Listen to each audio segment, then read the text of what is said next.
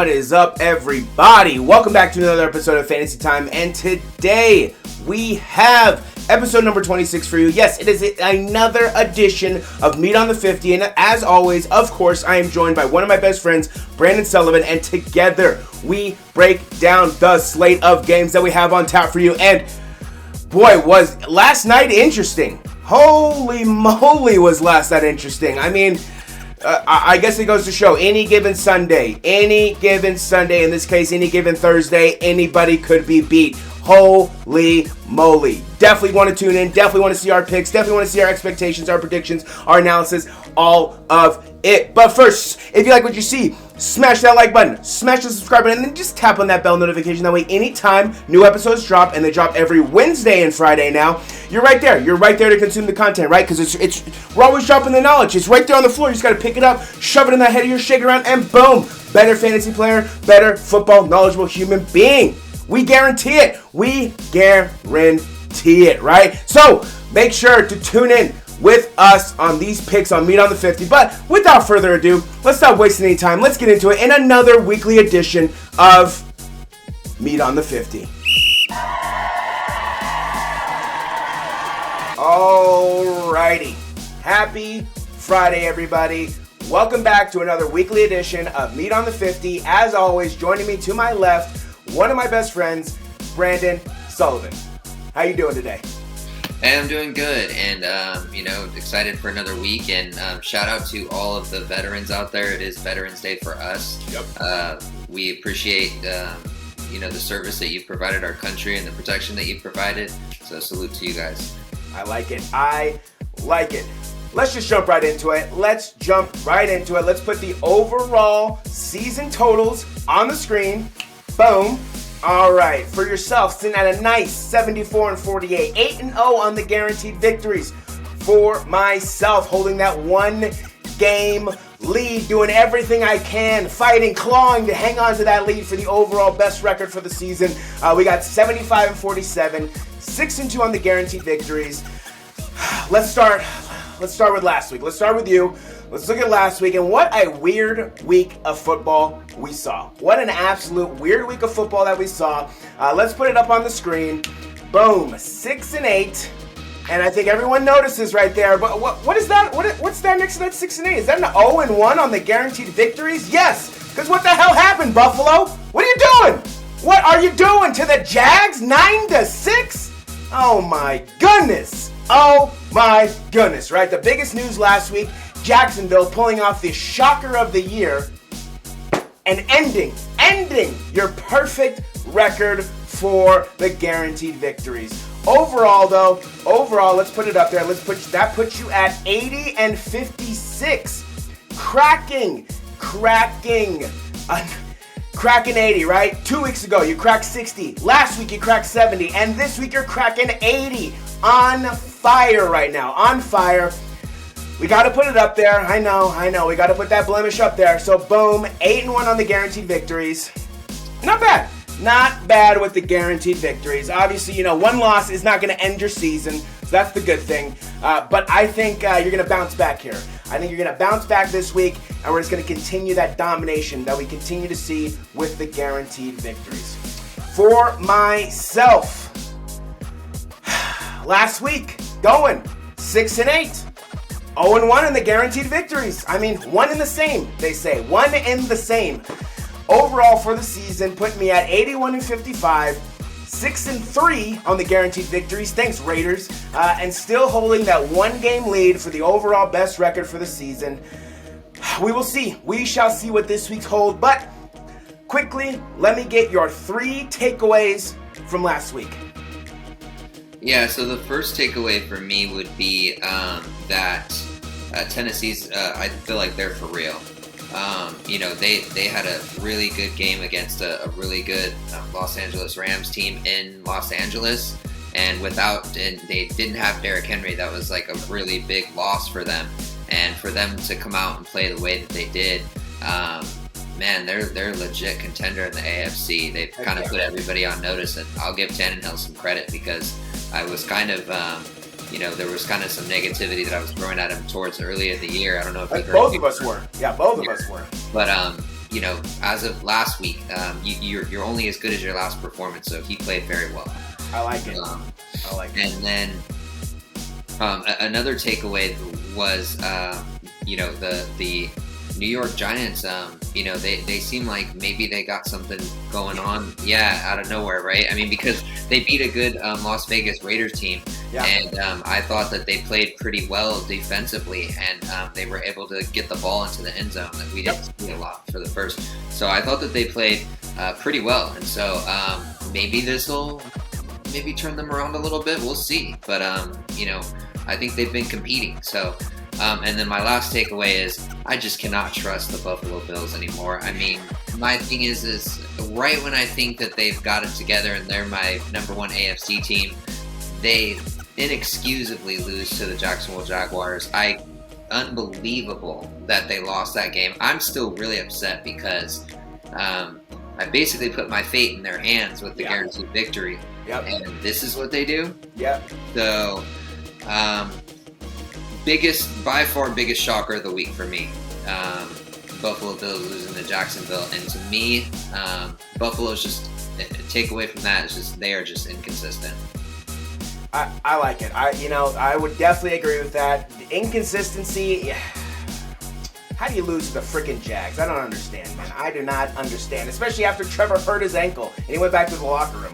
I don't get that at all. For myself, my 3 takeaways are the Ravens are a real problem. Not news to anybody else. What may be news to some people is how freaking good Lamar Jackson looks. We can now go back to 4 games now where he's either down multiple possessions or up 2 or 3 points, and each of those times he has come back to win those games or hang on to win those games. The Ravens are a serious problem right now. Lamar seems to have turned the corner, and I know Tom is the number 1 favorite, right? He's the new number 1 favorite for the MVP, but Lamar is skyrocketing up that list right now to reclaim his 2nd MVP trophy in his very young NFL career. Ridiculous what we are seeing from Lamar Jackson. Number 2 is the NFC South is the weirdest division I've ever seen in all of football. The absolute weirdest freaking division I've ever seen. Let me break this down. I got this in my notes for you. So, the Bucks lose to the Saints, who lose to the Falcons, who lose to the Panthers. Can someone take a goddamn grip on the freaking division and handle it? Holy moly. I've never seen such inconsistency, right? I have not seen such inconsistency with a division. The Bucks, get your crap together and put a stranglehold on that division. Or we may see some random, like the Falcons, come out of nowhere and take the division. I mean, I don't know what's going to happen with the rest of this season. It's the weirdest division I think I've ever seen. My last one is the Packers have a lot of work to do on Jordan Love. A lot of work to do. This man is supposedly the franchise quarterback when Aaron leaves.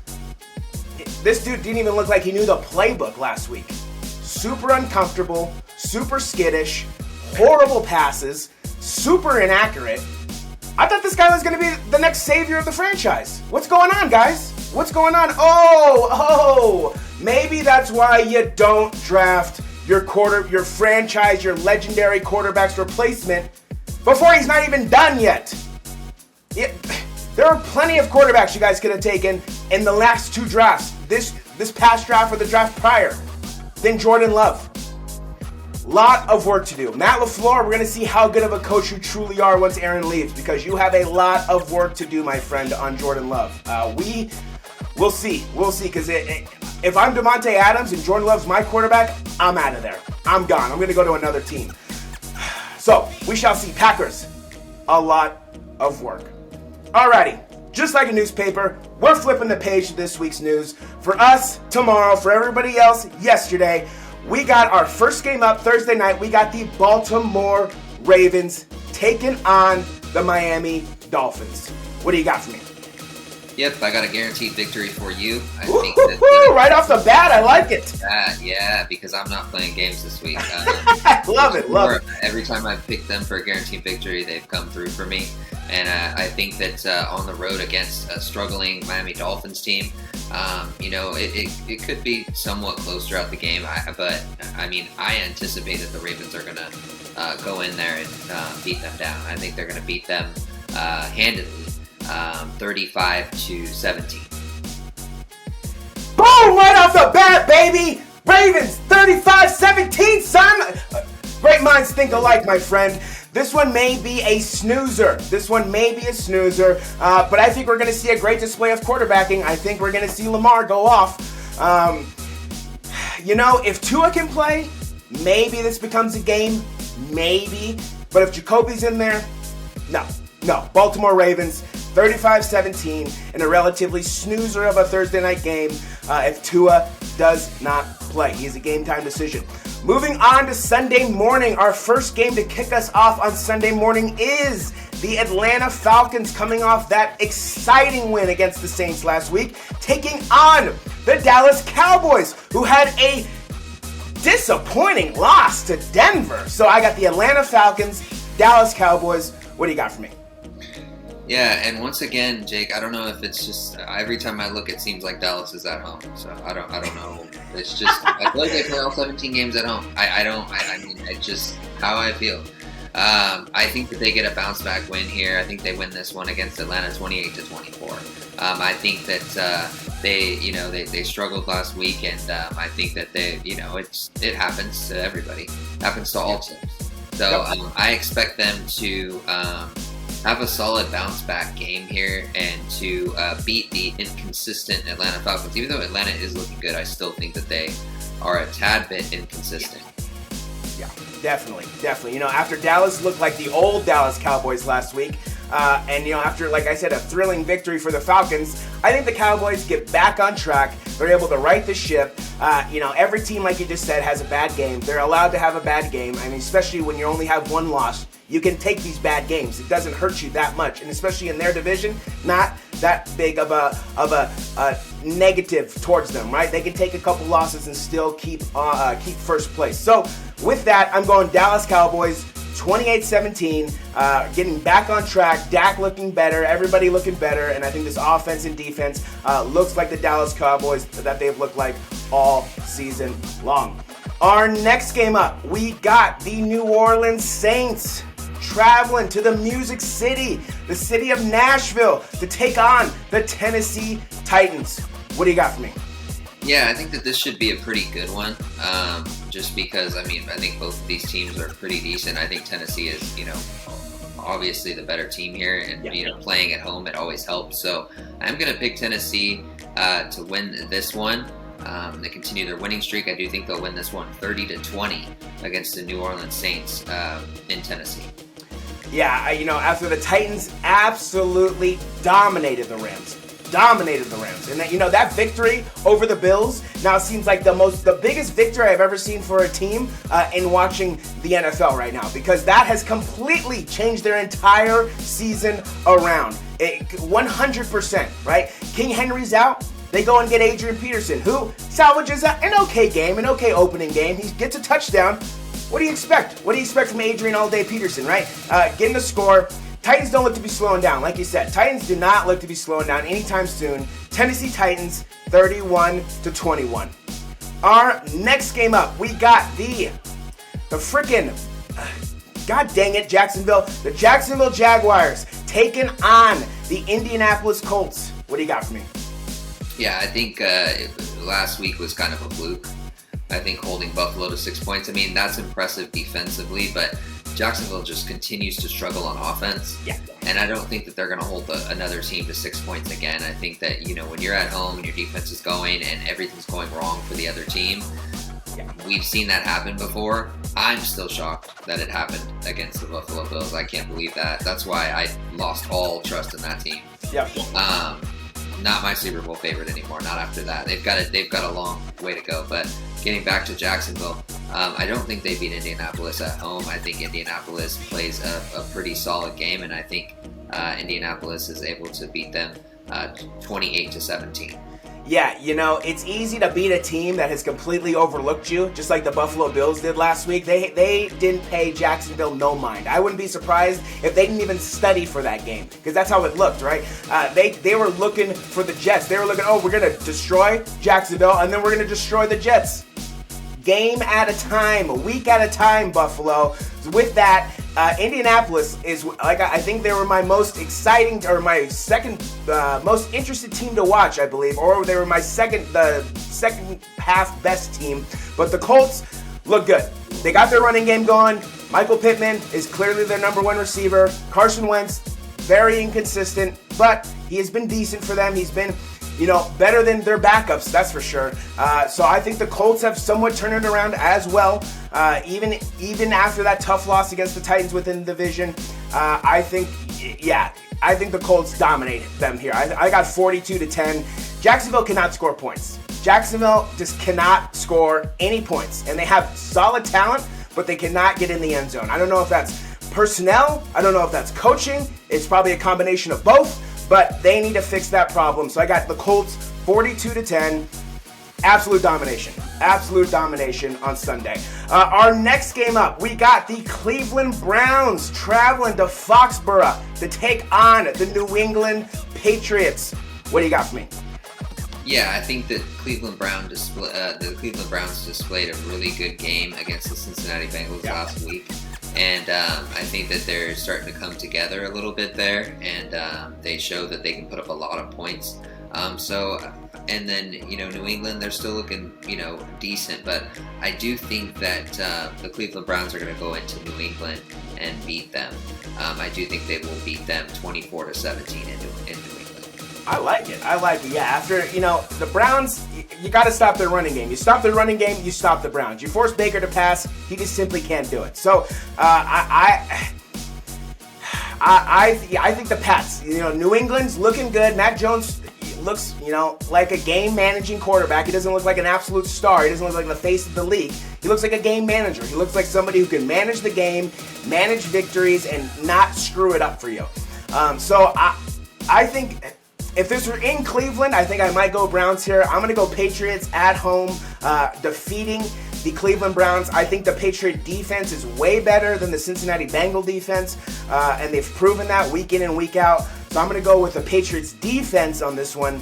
Patriots defense, I'm going 28-27. I think it's going to be a one-score game. I think Chase McLaughlin misses an extra point, which costs the team the loss.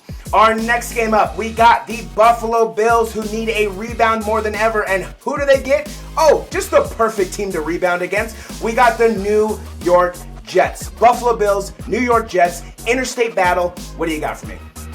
Yeah, I honestly want to pick the New York Jets here, but I'm not going to go off of emotion. I'm going to be rational here, and I'm going to pick the Buffalo Bills. But, I mean, this one could go either way, just solely off of what I saw last week. Just a terrible, horrible performance from the Buffalo Bills and their offense. I mean, their defense, give them credit. They held the Jaguars to under 10 points. But their offense, inexcusable. Yep. The weapons that you have and the quarterback that you have, So you need this is a must-win for the Buffalo Bills, I'm going to say, because if you don't win this one, then you're in big trouble. Doors open. Yep. So I'm going to say that they win this one 23-14.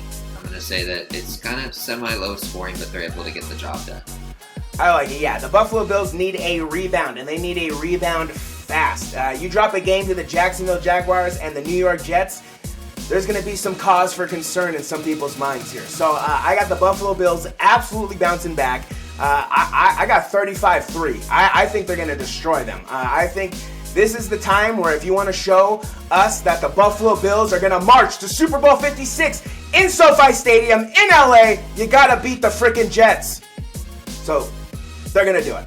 Buffalo Bills beating the Jets. Our next game up, we got the Detroit Lions traveling to the Steel City of Pittsburgh, taking on the Pittsburgh Steelers.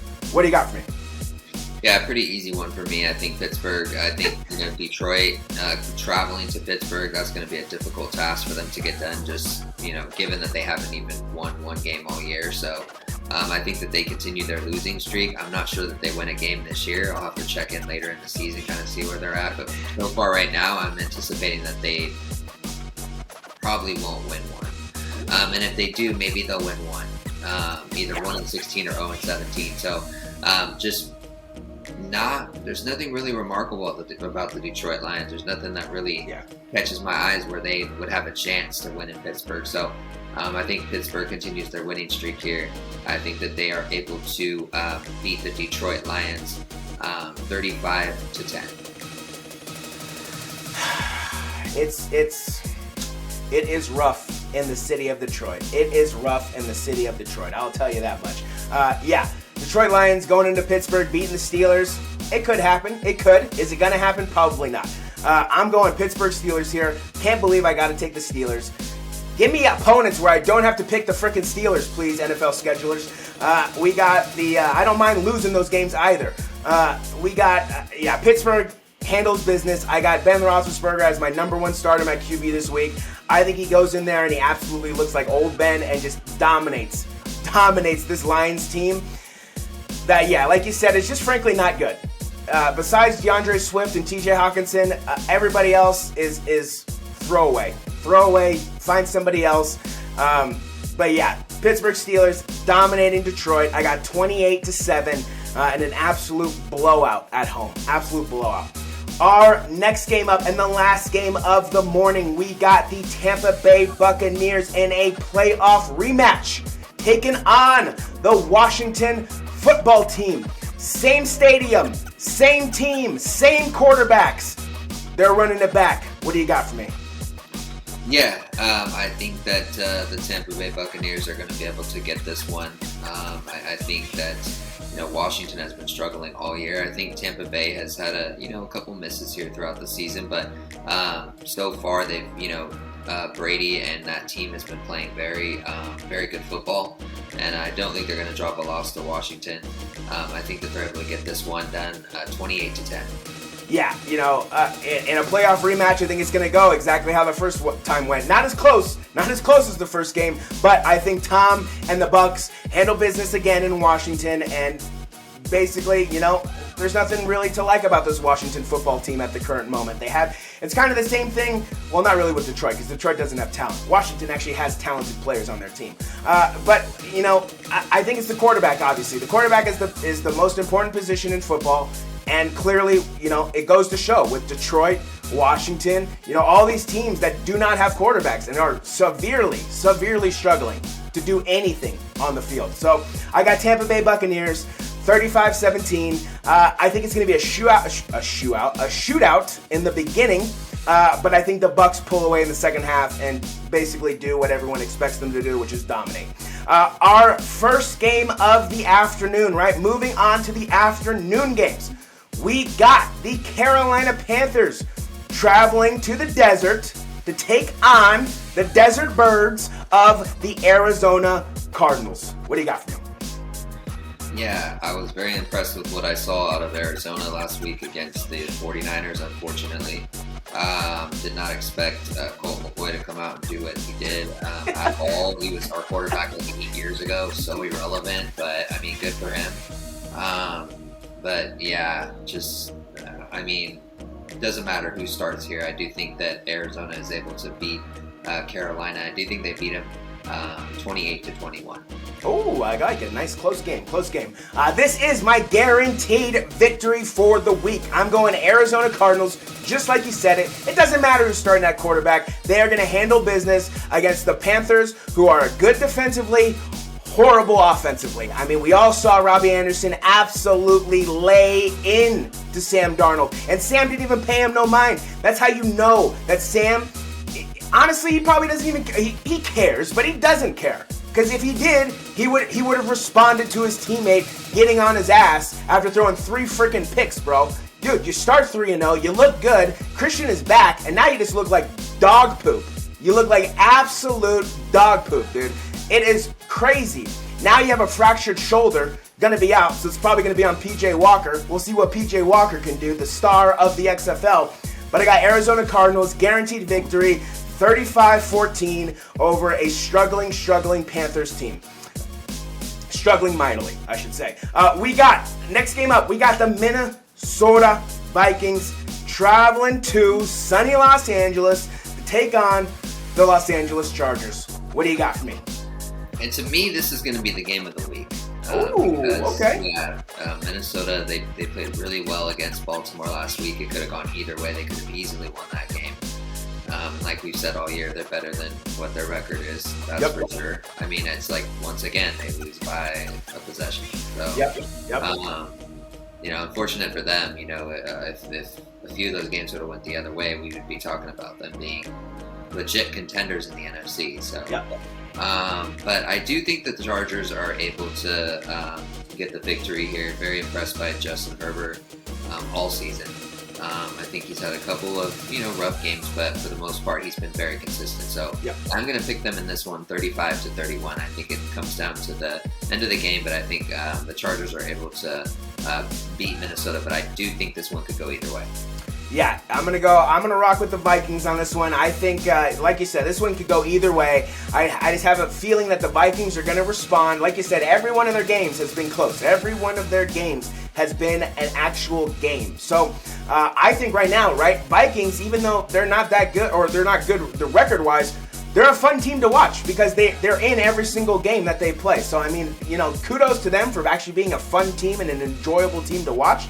They just got to start putting wins up on the board. They got to start finishing and closing out games. I think they can do this against the Chargers. Justin Herbert last week absolutely exploded. He was like, I just set me free. I've had 2 bad weeks. I just want to ball again. And that's exactly what he did last week. Balled out last week. So, like you said, game of the week right here. I'm going Vikings. I'm going 28-24. Close game. A one-possession game. I got a one-possession game. So I'm going Minnesota Vikings 28-24 over the Chargers. Our next game up, we got the Philadelphia Eagles traveling to Denver to take on the Denver Broncos. What do you got for me? So it does seem that the Philly, they're a little bit better than it does seem. They're playing pretty decent football. I'm not saying that they're incredible or anything like that, but they are proving that they are a decent football team. However, with what I saw Denver do to Dallas last week, and they're going home to Mile High Stadium, I do think that it has its advantages. And just coming off of that momentum, I do see Denver really holding Philadelphia out of the end zone and kind of limiting their points. So I do think that Denver wins this one 31-14.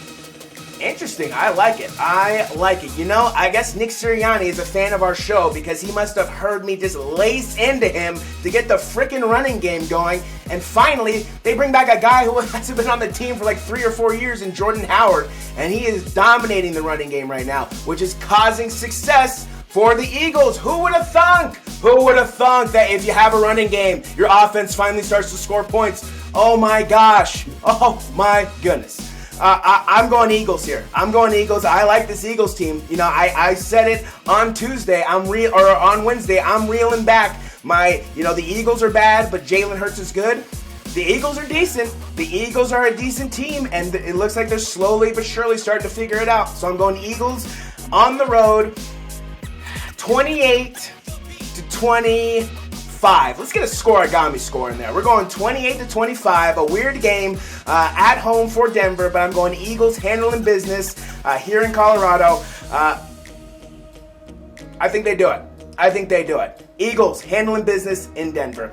Our last game of the afternoon, and a game with one team having a few question marks because a certain somebody's still not cleared to play. And I'm not talking about this person. We got the Seattle Seahawks. I'm not talking about that guy. We got the Seattle Seahawks traveling to Green Bay to take on the Green Bay Packers. What do you got for me? So we still don't know if Aaron Rodgers is going to play. Nope. Man. Because the only reason why it's hard to make a solidified pick on this one because we saw what Jordan Love gave us last week. Yep. I'm just gonna roll with Green Bay just because I know if Jordan Love is anything that they thought he was, he's got to get it done at home, right? He's got to get something going at home. Yep. If this game was flipped and it was in Seattle, I'd definitely be picking the Seahawks. Just because I think he's essentially a rookie quarterback.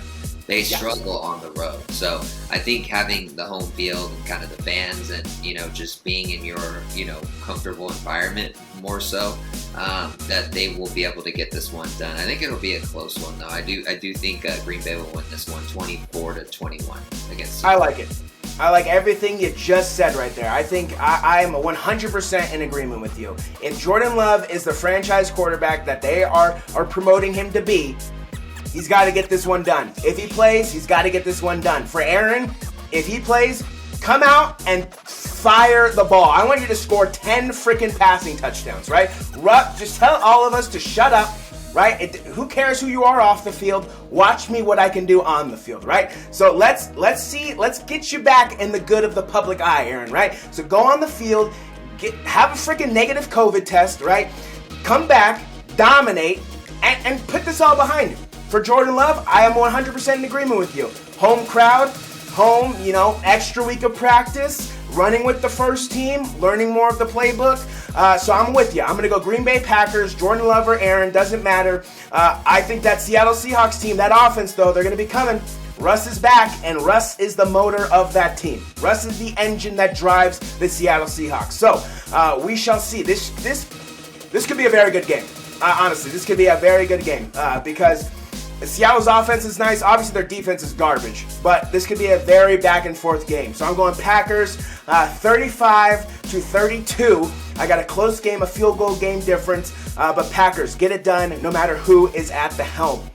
Our Sunday night game. We got just one of the best rivalries in all of football. A game that is just so heated on the field, in the stands, between the fan bases. It is bananas. Starting us off, they're going to Vegas first, right? Yep, so we got the Kansas City Chiefs traveling to Las Vegas, the city where nothing good ever happens, taking on the Las Vegas Raiders. What do you got for me?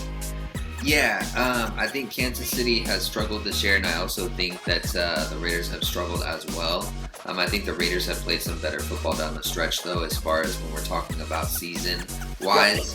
I'm going to give the edge to the Raiders to win this one 31-28 at home because they are at home.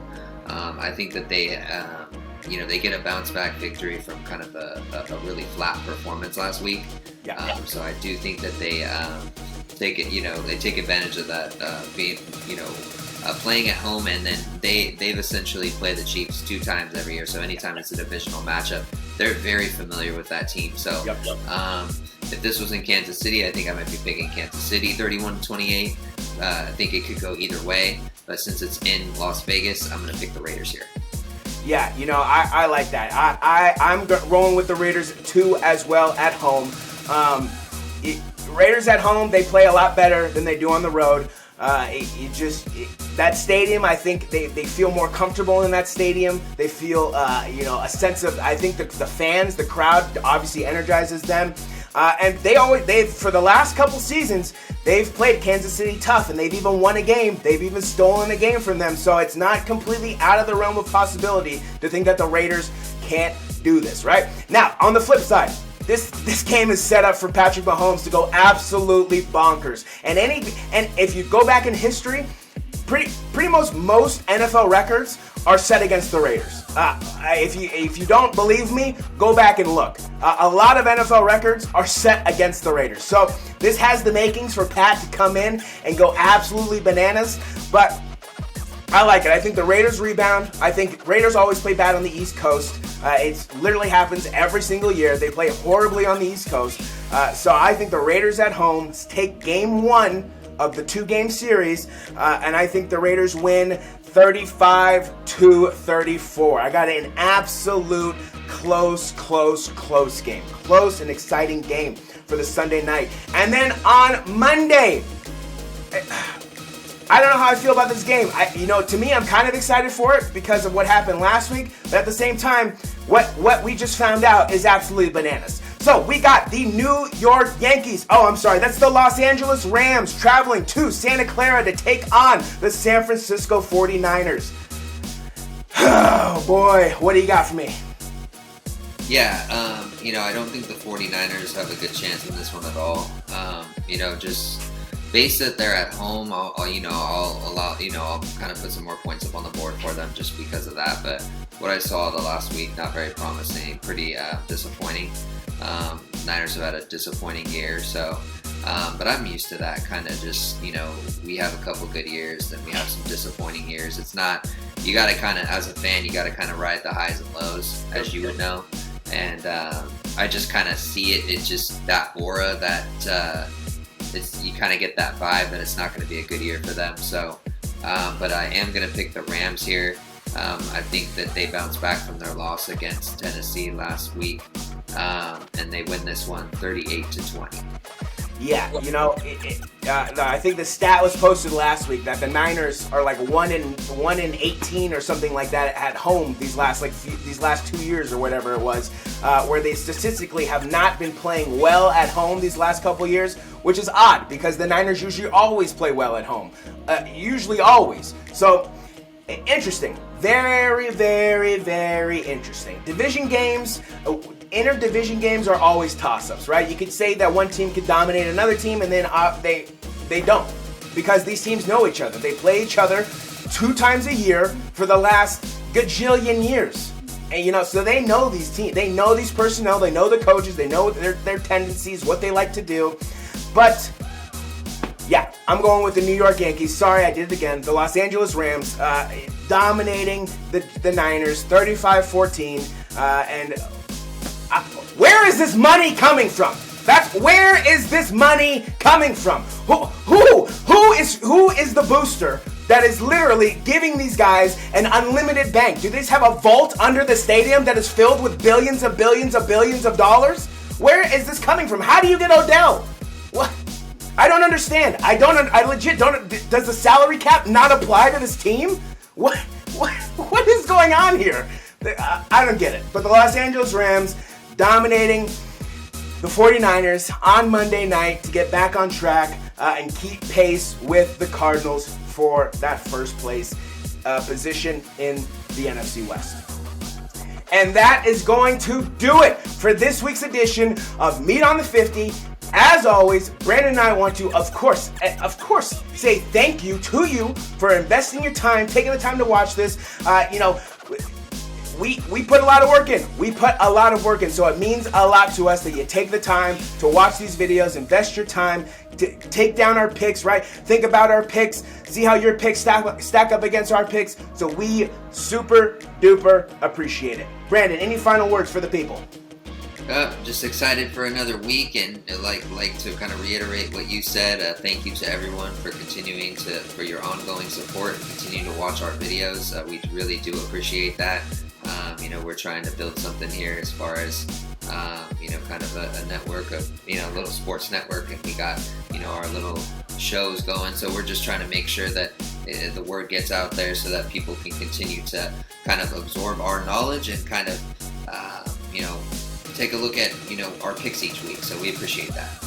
I like it. Like Brandon said at the beginning of the episode, happy Veterans Day to all the veterans. Thank you for everything that you do, the sacrifices, the losses, the wins, everything that you do for us to keep us safe here at home, to keep Brandon and I on this freaking screen talking about sports, doing what we love to do. So we appreciate you. Happy Veterans Day to all our veterans out there. Remember, if you guys like what you see, please smash that like button, smash that subscribe button, and then just tap on that bell notification. That way, anytime new videos drop, and if you saw the announcement, they are dropping on Wednesday now and Friday. We went to Wednesday, Friday videos. You do not want to miss it, right? So tap on that bell notification. Make sure you are up to date on all the latest content, because Brandon and I are dropping the knowledge. We are always dropping the knowledge. It's right there. If you just look down right there on the floor, you just got to pick it up, shove it in that brain you're shaking around, and boom! Better fantasy player, better knowledgeable football human being, because that's what it's about. If you're not growing, you are dying, right? So follow us on Twitter at FantasyTime2021. Follow us on Facebook at The Fantasy Guy 2021. And then follow us on YouTube at FantasyTime2021. Links, always links in the description for our Meat on the 50 picks. Click on that, download it, internalize it, absorb it, right? Get everything that you can from the Google Sheets, right? like I always say, we can give you all of our thoughts, all of our analysis, all of our opinions, all of our predictions. At the end of the day, it's up to the players to lace it up, suit it up, take the field, and get the job done. That'll do it for this week's edition of Meat on the 50. I forget where I put him. That is one of my best friends, Brandon Sullivan. I am the host, or one of the hosts, Jacob Cutler, the fantasy guy. We shall see you next week. Happy Veterans Day to all the veterans out there.